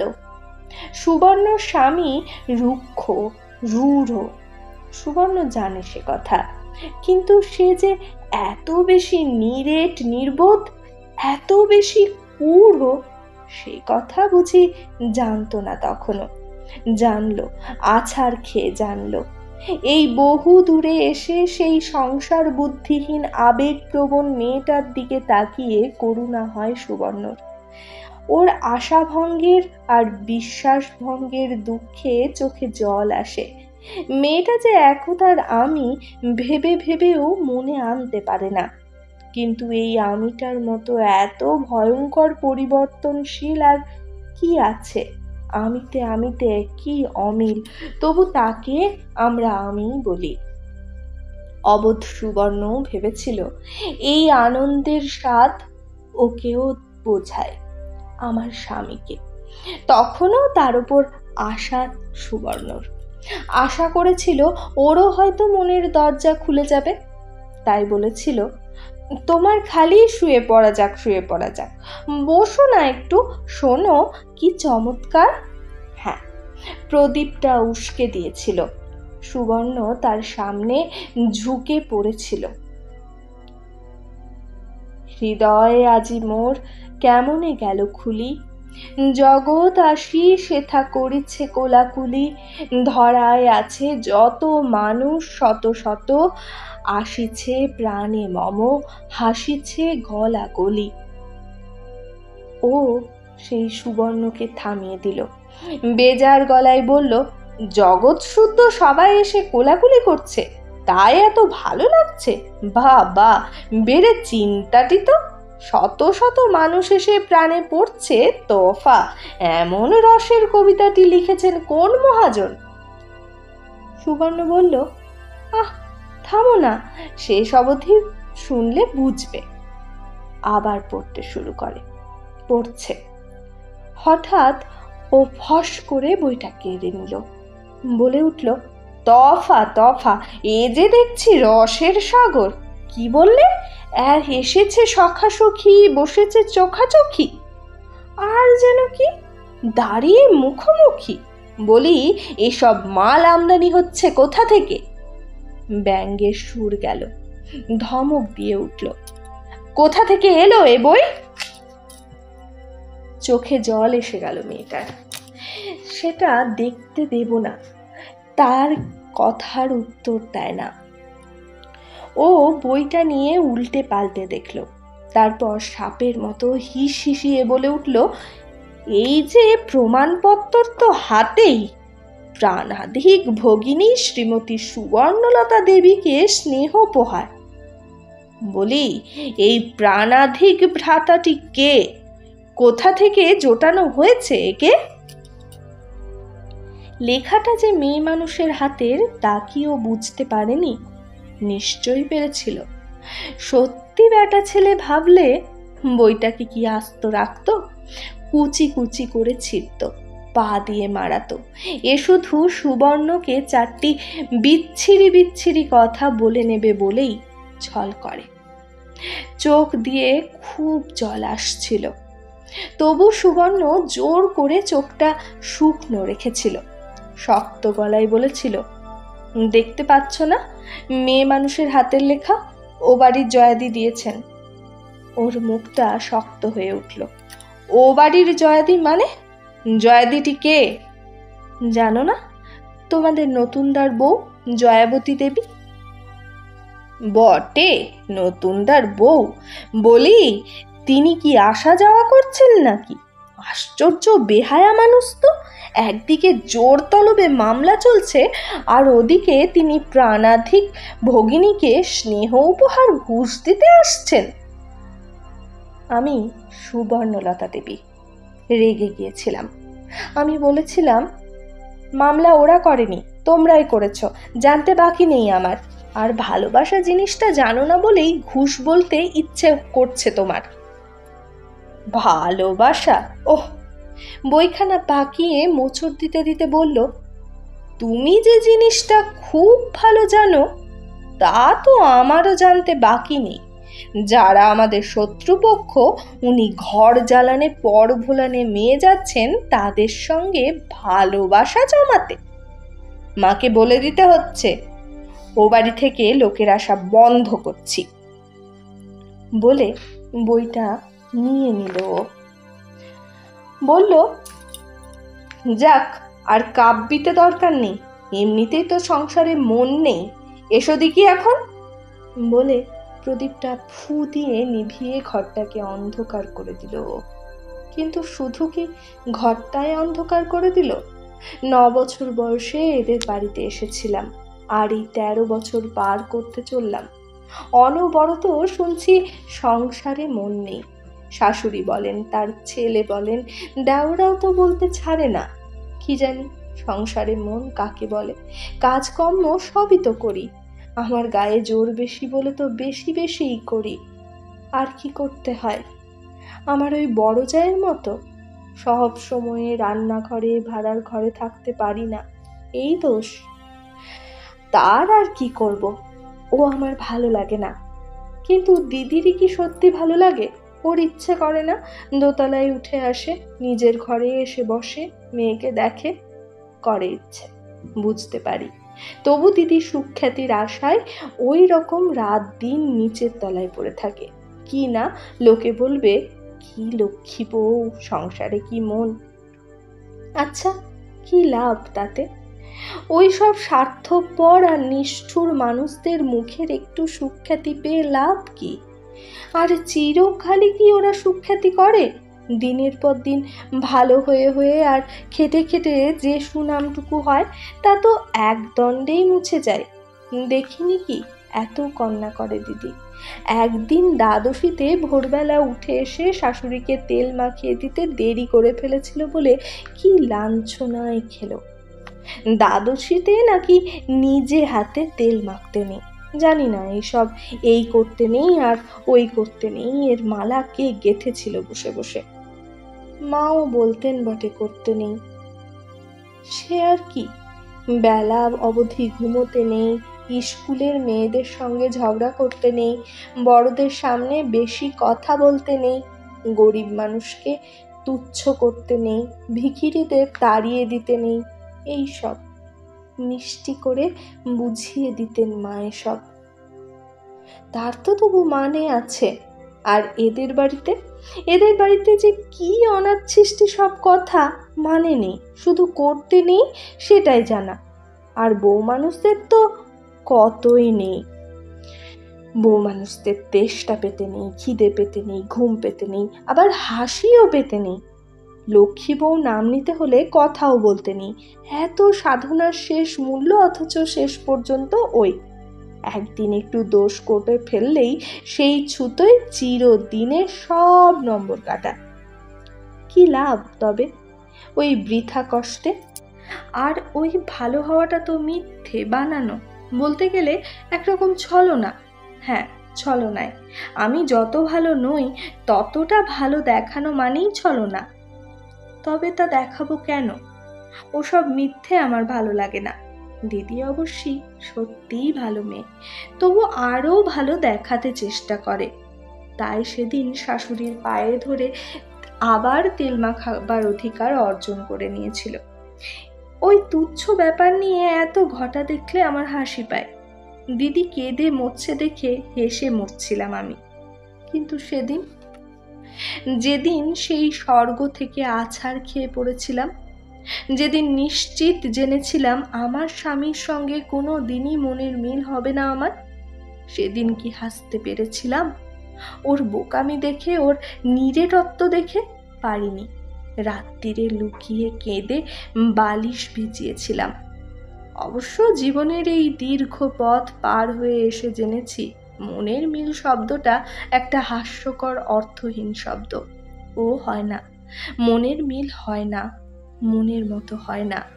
নিজের রক্তে মাংসে গড়া, নিজের আপ্রাণ চেষ্টায় গড়া সন্তান, তাই কি মনের মতো হয়? হয় না, হয়নি। আমার ছেলেমেয়েরা, ওরা আমার অচেনা। শুধু আমার শেষের দিকের 3টে ছেলে মেয়ে, পারুল, বকুল আর সুবল, যাদের দিকে আমি কোনো দিন ভালো করে তাকাইনি, যাদের গড়বার জন্যে বৃথা চেষ্টা করতে যায়নি, তারাই যেন মাঝে মাঝে আশার আলো দেখায়। মনে হয় ওই দর্জি পাড়ার গলিতে বোধহয় ওদের শেকড় বসেনি। ওরা স্বতন্ত্র, ওরা নিজের মনে ভাবতে জানে। তবু ওদের সঙ্গেই কি আমার পরিচয় আছে? ওরা কি আমার অন্তরঙ্গ? না, বরং মনে হয় ওরা আমাকে এড়ায়, হয়তোবা আমাকে ঘেন্না করে। আর ভয় তো করেই, আমাকে নয়, আমার আচরণকে। ওরা হয়তো আমাকে বুঝতে চেষ্টা করলে বুঝতে পারত, কিন্তু তা করেনি। ওরা অনেক দূরের। তবু ওরা যে ওদের দাদা দিদির মতো নয়, সেইটুকু আমার সান্ত্বনা, আমার সুখ। পারুর মুখে আমি মাঝে মাঝেই আর এক জগতের আলো দেখেছি। পারু লুকিয়ে লুকিয়ে কবিতা লেখে, এ আমি বুঝতে পারতাম। কিন্তু পারুর জন্যে আমার দুঃখ হয়, পারুর জন্য আমার ভাবনা হয়। বড় বেশি অভিমানীয়। ওর ওই অভিমানের মূল্য কি এই সংসার দেবে? বুঝবে ওর স্বার্থ বুদ্ধিহীন কবি মনের মূল্য? হয়তো আমার মতোই যন্ত্রণা পাবেও। অভিমানের জ্বালাতেই আমি জীর্ণ হলাম। তবু আমি চিরদিনই প্রতিবাদ করেছি, চেঁচামেচি করেছি, অন্যায় অবিচারের বিরুদ্ধে বিদ্রোহ করেছি। ও তা করবে না। ও ওর মায়ের মতো অসভ্য হবে না, রূঢ় হবে না, সকলের অপ্রিয় হবে না। কারণ ও শান্ত, ও মৃদু, ও সভ্য, ও শুধু অভিমানী নয়, আত্মাভিমানী। ও ওর প্রাপ্য পাওনা না পেলে নীরবে সে দাবি ত্যাগ করবে। ও অন্যায় দেখলে নিঃশব্দে নিজেকে নির্লিপ্ত করে দেবে। ও অপরকে ভালো করে তোলবার বৃথা চেষ্টা করবে না। জানি না পারুকে যার হাতে তুলে দিয়েছি সে পারুকে বুঝতে চেষ্টা করছে কিনা। ওকে বোঝা শক্ত। নিজের সম্পর্কে ওর ধারণা খুব উঁচু। ও আমার এই শেষ দিকের অবহেলার মেয়ে। চাপা চন্দনের মতো অত রূপও নেই, বিদুষী হবার সুযোগও পায়নি। তবু নিজেকে ও তুচ্ছ ভাবতে পারে না। ওর এই মনের দায় কে পোহাবে? হয়তো এই দায় ওকে নিজেকেই পোহাতে হবে। আর সেই ভার পোহাতে পোহাতে ওর সব সুখ শান্তি যাবে। নিজেকে বইবার কষ্ট যে কি সে তো আমি জানি। পারুকে আমরা রীতিমতো সুপাত্রের হাতে দিতে পেরেছি, এই আমার স্বামীর গর্ব। আরো 2 জামাইয়ের থেকে অনেক বিদ্বান আর রোজগারি পারুর বর। বিদ্বান আর রোজগারি, কুলীন আর বুনেদি ঘর, এই তো সুপাত্রের হিসেব। এই দেখেই তো বিয়ে দেওয়া। কে কবে দেখতে যায় তার রুচি কি, চিন্তা কি, জীবনের লক্ষ্য কি। দেখতে যায় না বলেই এত অমিল, তলায় তলায় এত কান্না। শুধু যে মেয়ে মানুষই কাঁদে তাও তো নয়, পুরুষেও কাঁদে বই কি, তার অন্তরাত্মা কাঁদে। সবাই তো সমান নয়, কেউ হয়তো ছোট সুখ, ছোট স্বস্তি, ছোট গণ্ডি এইতেই পরম সন্তুষ্ট, কারো বা অনেক আশা নিয়ে ছুটোছুটি। দোষ কাউকেই দেওয়া যায় না। শুধু ভাগ্যদেবী যখন দু প্রকৃতির মানুষকে এক ঘানিতে জুড়ে দিয়ে মজা দেখেন, তখনই অশেষ কষ্ট। আমার স্বামীকে স্বামী পেয়ে সুখী হবার মতো মেয়ে কি জগতে ছিল না? অথচ তারা হয়তো উদার হৃদয়বান পণ্ডিত স্বামীর হাতে পড়ে সে স্বামীকে অতিষ্ঠ করে মারছে। বিরাজের কথাই ধরি না, বিরাজ তো তার ভাইদের মতোই স্বার্থপর, সংকীর্ণচিত্ত, পরশ্রীকাতর আর সন্দেহ বাতিগ্রস্ত। অথচ তার স্বামী কত ভালো, কত উদার, কত ভদ্র। বিরাজ মৃত বৎসা। ডাক্তারে বলেছে এটা বিরাজেরই দেহের ত্রুটি। তবু বিরাজ স্বামীকেই দোষ দেয়, স্বামীর চরিত্রে সন্দেহ করে। বিরাজকে নিয়ে ঠাকুরজামাই চিরদিন দগ্ধাচ্ছে। প্রকৃতির পার্থক্য, এর বড় দুঃখ নেই। তাই মনে হয় হয়তো পারুর কপালেও দুঃখ আছে। কিন্তু বকুল একেবারে ভিন্ন প্রকৃতির। বকুল নিজের তুচ্ছতার লজ্জাতেই সদা কুণ্ঠিত। ছেলেবেলা থেকেই দেখেছি ও যেন নিজের জন্মানোর অপরাধে মরমে মরে আছে। ও যে ওর মায়ের বুড়ো বয়সের মেয়ে, ও যে অনাকাঙ্ক্ষিত, ও যে অবহেলার, ও যে অবান্তর, এই দুঃখময় সত্যটি বুঝে ফেলে সংসারের কাছে ওর না আছে দাবি, না আছে আশা। তাই এতটুকু পেলেই ও যেন বলতে যায়। পারুর ঠিক উল্টো। পারু মুখ ফুটে কোনোদিনই কিছু চায় না, কিন্তু পারুর মুখের ভাবে ফুটে ওঠে ওর প্রাপ্য ছিল অনেক। খেলমি আর রুচি নেই বলেই ও তা নিয়ে কথা বলে না। আশ্চর্য, একই রক্ত মাংসে তৈরি হয়ে একই ঘরে মানুষ হয়ে এমন সম্পূর্ণ বিপরীত প্রকৃতি কি করে হয়? কোথা থেকে আসে নিজস্ব চিন্তা, ভাব, ইচ্ছে, পছন্দ? অথচ দুই বোনে মতান্তরও নেই কখনো। বেচারি বকুলের যা কিছু কথা সবই তো তার সেজদির কাছে, আর পারুলের যা কিছু স্নেহ মমতা তা বকুলের ওপর। মা বাপের কাছে কোনোদিন আশ্রয় পায়নি ওরা, বড় ভাই বোনের কাছে পায়নি প্রশ্রয়। তাই ওরা যেন নিজেদের একটা কোটর তৈরি করে নিয়ে তার মধ্যে আশ্রয় নিয়েছিল। সেই কোটর থেকে চলে যেতে হয়েছে পারুকে। বকুল একাই নিজেকে গুটিয়ে রেখেছে তার মধ্যে।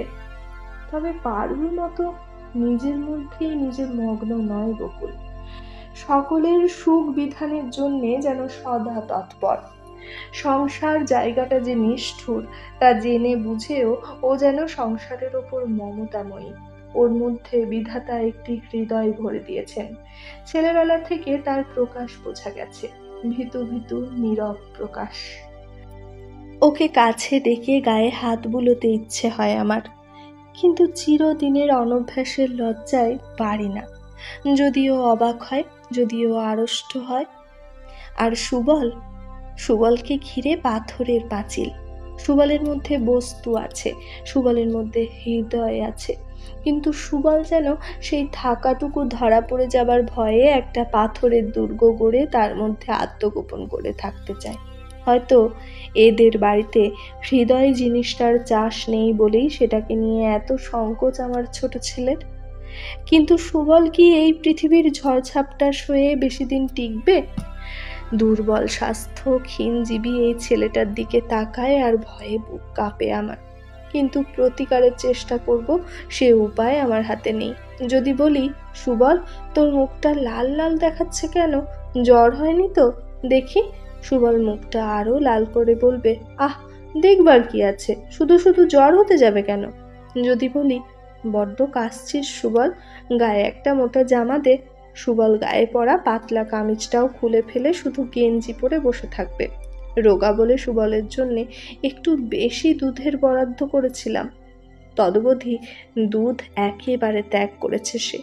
সেবার ভানুকে দিয়ে এক বোতল টনিক আনিয়েছিলাম, বোতলটার মুখ পর্যন্ত না খুলে যেমনকে তেমন লেপের টালিতে তুলে রেখে দিল সুবল। বলল, থাক, দামি জিনিস উঁচু জায়গায় তোলা থাক। অদ্ভুত এই অকারণ অভিমানের সঙ্গে লড়াই করতে পারি, এমন অস্ত্র আমার হাতে নেই। আমার বড় যা হলে পারত হয়তো, হাও মাও করে কাঁদতো, মাথার দিব্যি দিত, নিজে না খেয়ে মরবো বলে ভয় দেখাতো। এই সহজ কৌশলের কাছে প্রতিপক্ষ হার মানত। কিন্তু আমি তো আমার বড় জায়ের মতো হতে পারলাম না কোনদিন। সহজ আর সস্তা, তা যদি পারতাম তাহলে জয়াদির ভালোবাসার উপহার সেই বইটাকে চিরকালের জন্যে হারাতাম না। চেয়ে চিনতে কেঁদে কেটে যেভাবে হোক আদায় করে নিতাম। কিন্তু আমি তা পারিনি। সেই যে ও কেড়ে নিল, কোথায় লুকিয়ে রাখলো, আমি আর তার কথা উচ্চারণও করলাম না। বুক ফেটে যেতে লাগলো, তবু শক্ত হয়ে থাকলাম। পাছে ও বুঝতে পারে ভয়ানক কষ্ট হচ্ছে আমার বইটার জন্যে, তাই সহজভাবে কথা কইতে লাগলাম। কাজেই ও বাঁচল। বইটাই চিরতরে গেল। চিরটা দিন এই জেদেই অনেক কিছু হারিয়েছি আমি, অনেক অসহ্য কষ্ট সহ্য করেছি। ও আমাকে কষ্ট দিয়েছে, আমি অগ্রাহ্য করেছি, অন্তত অগ্রাহ্যর ভাব দেখিয়েছি। ভেবেছি গ্রাহ্য করলেই তো ওর উদ্দেশ্য সিদ্ধ হবে, আমাকে যন্ত্রণা দেওয়ার উদ্দেশ্য। ও কি আমার মনোভাব বুঝতে পারেনি? ভেবেছে, তাই আরো হিংস্র হয়েছে। আশ্চর্য, আশ্চর্য! দুটো পরম শত্রু বছরের পর বছর একই ঘরে কাটিয়েছি, এক শয্যায় শুয়েছি, এক দিবেই পান খেয়েছি, কথা কয়েছি, গল্প করেছি, হাসিয়েওছি, হেসেওছি। ওর বেশি অসুখ করলে আমি না খেয়ে না ঘুমিয়ে সেবা করেছি, আমার কোনো অসুখ করলে ও ছটফটিয়ে বেরিয়েছে, আর তারই ফাঁকে ফাঁকে ও আমাকে আর আমি ওকে ছোবল দেবার চেষ্টা করে ফেলেছি। অদ্ভুত এই সম্পর্ক, অদ্ভুত এই জীবন। দর্জিপাড়ার সেই বাড়িতে আর তিন জোড়া স্বামী স্ত্রী ছিল। জানি না তাদের ভিতরে রহস্য কি। বাইরে থেকে দেখে তো মনে হতো ওদের স্ত্রীরা স্বামীদের একান্ত বশীভূত কৃতদাসের মতো, স্বামীদের ভয়ে তটস্থ, তাদের কথার প্রতিবাদ করবার কথা ভাবতেও পারে না। আমার ভাসুর অবশ্য এদের মতো নয়, সরল মানুষ, মায়া মমতাওয়ালা মানুষ। কিন্তু দিদির প্রকৃতি যে ভয় করে মরা। ও জানে শ্বশুরবাড়ির বেড়াল কুকুরটাকে পর্যন্ত ভয় করে চলতে হয়, স্বামীকেও করবে, তাতে আর আশ্চর্য কি। কিন্তু এদের, সেজো আর ছোটর, এদের মধ্যে সম্পর্ক যেন প্রভু ভৃত্যের। তবু মাঝে মাঝে মনে হয় বাইরে থেকে যা দেখতে পাওয়া যায় সেটাই কি সত্যি? আমার স্বামীকেও তো বাইরে থেকে দেখে লোকে বলে স্ত্রীর দাসানুদাস, বলে কেনা গোলাম, বলে বশম্বদ। গিরিবালা সাবিত্রী ব্রত উদযাপন করলো। গিরিবালার স্বামীর সঙ্গে একত্রে গুরু দীক্ষা নিয়ে তীর্থযাত্রায় বেরোলো। গিরিবালা সেই যাত্রাকালে মেজভাসুরের বাড়ি বেড়াতে এসে গল্প করে গেল কাশীতে কদিন থাকবে, কদিন বা বৃন্দাবনে মথুরায়। গিরিবালার মুখে সৌভাগ্যের গর্ব ঝলসাচ্ছিল। আমি মূঢ়ের মতো তাকিয়েছিলাম সেই মুখের দিকে, ভেবে ঠিক করতে পারছিলাম না এ কি করে সম্ভব। আমার সেজো দেওরকে তো আমি জানি, চরিত্র দোষের জন্য খারাপ অসুখ হয়েছিল ওর, এ কথা লুকোছাপা করেও লুকোনো থাকেনি। তাছাড়া মানুষের শরীরে যত অসৎ বৃত্তি থাকা সম্ভব, যত নীচতা, যত ক্রূরতা, তার কোনটা নেই ওর মধ্যে? তবু গিরিবালা আহ্লাদে ডগমগ করছে, লোককে দেখিয়ে দেখিয়ে সৌভাগ্যকে ভোগ করছে। একে কি সত্যি বলবো, না এ শুধু মনকে চোখ ঠাড়া? কে জানে মন ঠকানো না লোক ঠকানো। বিন্দু আবার আর এক ধরনের। ওর রাত দিন কেবল হা হুতাশ আর আক্ষেপ। ও প্রতিপন্ন করতে চায় জগতের সেরা দুঃখীও, যেমন করতে চায় আমার বড় মেয়ে আর মেজ মেয়ে, চাপা আর চন্দন। কিন্তু সত্যিই কি ওরা আমার মেয়ে, ওই চাপা আর চন্দন? আমার বিশ্বাস হয় না। মনে হয় নিতান্তই দৈব দুর্ঘটনায় ওরা পৃথিবীতে ভূমিষ্ঠ হবার আগে কিছুদিনের জন্য আমার গর্ভে আশ্রয় নিয়েছিল। ওদের থেকে বুঝি আমার ননদরা আমার অনেক বেশি নিকট। কিন্তু তার জন্যে আর আক্ষেপ নেই আমার। আক্ষেপ শুধু এই পোড়া বাংলা দেশের হাজার হাজার লক্ষ লক্ষ মেয়ের জন্য, আজও যারা চোখে ঠুলি এঁটে অন্ধ নিয়মের দাসত্ব করে চলেছে। আজও যারা জানে তারা শুধু মানুষ নয়, মেয়ে মানুষ। কিন্তু সুবর্ণলতার স্মৃতিকথায় স্থানকালে ধারাবাহিকতা নেই কেন? অতীত আর বর্তমানের এমন ঘেঁষাঘেঁষি কেন? অনেক সুবর্ণলতা একসঙ্গে মুখর হয়ে উঠতে চেয়েছে বলে যে যখন পারছে কথা কয়ে উঠছে, তাই সূত্র নেই। গোড়ার দিকের পাতাগুলো তবু ভরাট ভরাট, তারপর সবই যেন খাপ ছাড়া ভাঙাচোরা। হঠাৎ লিখে রেখেছে, মানুষের ওপর শ্রদ্ধা হারাবো কেন? যোগু বটঠাকুরকে তো দেখেছি বড় নন্দাইকে, দেখলাম অম্বিকা ঠাকুরপোকে। তারপরের পাতায় এ কোন জনের কথা? বাবাকে অপমান করে চলে এলাম। বাবার চোখ দিয়ে জল গড়িয়ে পড়ল।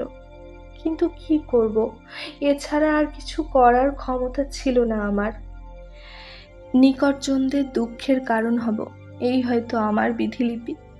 আমার নিষ্ঠুরতায় দেখতে পাবে সবাই, আমার ফেটে যাওয়া বুকটা কেউ দেখবে না, শুধু জানবে সুবর্ণ কঠোর, সুবর্ণ কঠিন। জানুক, তাই জানুক। ভেবেছিলাম এই অপমানিত জীবনটার শেষ করে দিয়ে এ জন্মের দেনা শোধ করে চলে যাব। হলো না। ভগবানও আমাকে অপমান করে মজা করলেন, যমও আমাকে ঠাট্টা করে গেল। দেখি তবে শেষ কোথায়। নিজের দিক থেকে চোখ ফিরিয়ে নিয়ে তাকিয়ে দেখছি চারদিকে। দেখতে পাচ্ছি শুধু আমি একা নই, সমস্ত মেয়ে মানুষ জাতটায় একটা অপমানের পঙ্ক কুণ্ডে পড়ে ছটফটাচ্ছে। কেউ টের পাচ্ছে, কেউ টের পাচ্ছে না। কারণ তারা রোজগার করে না, অপরের ভাত খায়। হ্যাঁ, এই একমাত্র কারণ।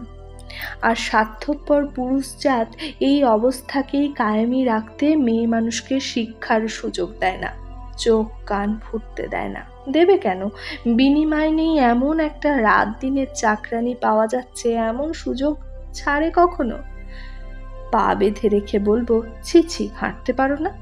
চোখ বেঁধে রেখে বলবো রাম রাম, দেখতে পায় না? আর সমস্ত অধিকার কেড়ে নিয়ে বলবো ঠুটো ঠুটো। এ কি কম মজা? চিরদিন এইরকমই তো করে আসছে পুরুষ সমাজ আর সমাজপতিরা। মেয়ে মানুষ পরচর্চা করে, মেয়ে মানুষ কোদল করে, আর মেয়ে মানুষ ভাত সেদ্ধ করে। এই হলো তোমাদের ভাষায় মেয়ে মানুষের বিবরণ। ভেবে দেখো না, আর কোন মহৎ কাজ করতে দিয়েছো তোমরা মেয়ে মানুষকে? দেবে না, দিতে পারবে না। দুবেলা দুমুঠো ভাতের বদলে আস্ত একটা মানুষকে নিয়ে যা খুশি করতে পারার অধিকার, এ কি সোজা কথা? ওই দুমুঠোর বিনিময়ে সেই মানুষটার দেহ থেকে, মন থেকে, আত্মা থেকে, সব কিছু থেকে খাজনা আদায় করা যাচ্ছে। তার উপর উপরি পাওনা নিজের নীচতা আর ক্ষুদ্রতা বিস্তার করবার একটা অবারিত ক্ষেত্র। মেয়ে মানুষ যে পুরুষের পায়ের বেরি, গলগ্রহ, পিঠের বোঝা, উঠতে বসতে এসব কথা শোনাবার সুখ কোথায় পাবে পুরুষ? মেয়ে মানুষ যদি লেখাপড়া শিখে ফেলে নিজের অন্ন সংস্থান করতে সক্ষম হয়, তাই বাঁকের ভরা পূর্ণ আছে। মুখ্যু বুঝবে না এই পাকে নিজেরাই ডুবছে। তবু বুঝতে একদিন হবেই। তীব্র দৃষ্টি, তীক্ষ্ণ কণ্ঠ, এক জ্বলন্ত দৃষ্টি। মেয়ে যেন আঙুল তুলে বলছে, এই মেয়ে মানুষদের অভিসম্পাত একদিন লাগবে তোমাদের। সেদিন বুঝতে পারবে চিরদিন কারো চোখ বেঁধে রাখা যায় না। পতি পরম গুরুর মন্তর চিরদিন আর চলবে না। আরো কত কি যেন বলছে সেই মেয়ে আগুন ঝরা চোখে, রূঢ় কঠিন গলায়। প্রায়শ্চিত্ত করতে হবে, এ পাপের প্রায়শ্চিত্ত করতে হবে। অত্যাচার, অবিচার এর মাপ হয় না, কিন্তু দৃশ্য থেকে দৃশ্যান্তর হচ্ছে। সে অগ্নিমূর্তি মেয়ের এ আবার কোন রূপ? উদাস, বিহ্বল, স্বপ্নাচ্ছন্ন। কি বলছে ও? অদ্ভুত, অসম্ভব। ও না তিনটে ছেলে মেয়ের মা?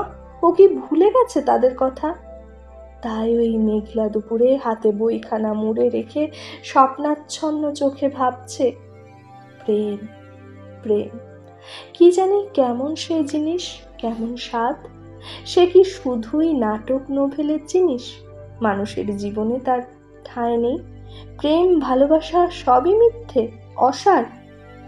আমার ইচ্ছে হয় কেউ আমাকে ভালোবাসুক। আমি কাউকে ভালোবাসি। জানি এসব কথা খুব নিন্দের কথা, তবু চুপি চুপি না বলে পারছি না। প্রেমে পড়তে ইচ্ছে হয় আমার, যে প্রেমের মধ্যে কবিরা জগতের সমস্ত সৌন্দর্য দেখতে পান? যে প্রেমকে নিয়ে জগতের এত কাব্য, গান, নাটক, একটা শিশুকে ধরে জোর করে বিয়ে দিয়ে দিলে আর একটা বালিকাকে ধরে জোর করে মা করে দিলেই তার মনের সব দরজা বন্ধ হয়ে যাবে, যেতে বাধ্য।